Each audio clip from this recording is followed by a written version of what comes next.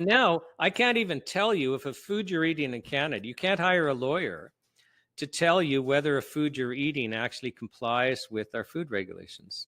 You know what's interesting about that? When I purchase vitamins, I make sure they're third party tested. And it feels like there's more competition to be a better product in the vitamin world.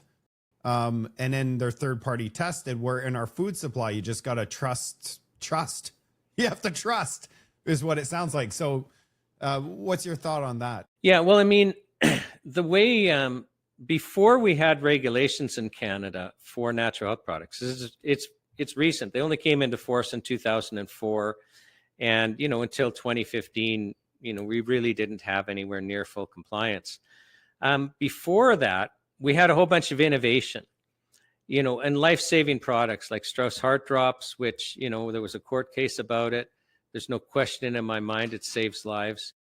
Empower Plus to treat bipolar disorder. The court found as a fact that Health Canada killed people basically because the company was acquitted because it was legally necessary, or more lives would have been lost for them to continue to make this product available.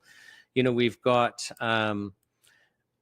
we've got recovery for arthritis and that, which is just, I mean, we're just talking about blockbusters, and joint issues, and that recovery is just crazy good. Well, these were all innovated before the regulations, and we lost innovation. But what used to happen writ large is there's kind of a need in the market, and then somebody will do a bunch of research. Well, this herb's good for this and this and this, and together that probably will meet that need.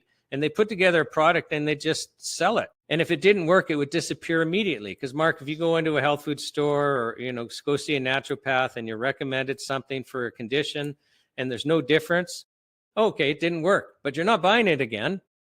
But if it worked, you're buying it again, you're telling your friends, the stores are noticing it's selling, and then all of a sudden other manufacturers step in, and which is why when you walk into a health food store, there's usually like kind of a group of products for kind of the main things that people go in. So the market was kind of self-correcting.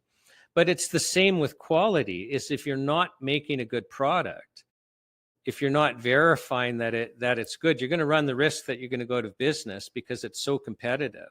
And some products are way better than others. So it's like everything else, do your homework, right?